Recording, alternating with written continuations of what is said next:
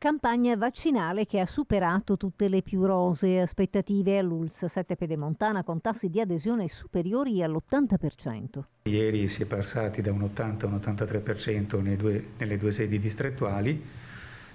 Stiamo vaccinando la coorte dei nati nel 1940 con chiamata attiva, cioè con lettera di invito, con orario di appuntamento e quindi conseguente esecuzione della vaccinazione. Domani l'apertura anche del punto vaccini a Rondobrenta, che ha slittato di 3 giorni per l'alternanza con l'altro punto vaccini di pianura, ossia Cassola.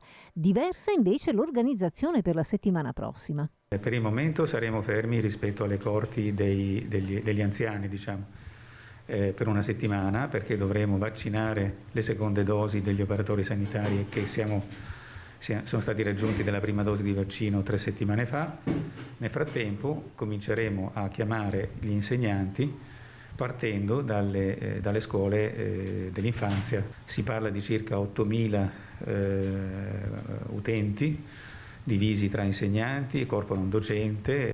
Entro il 7 marzo avrà inizio anche la vaccinazione alle persone che la stessa Regione Veneto, nella nuova direttiva, chiama persone estremamente vulnerabili, come i malati oncologici, i trapiantati, gli affetti da fibrosi cistica. Alla vaccinazione saranno chiamati anche i loro conviventi.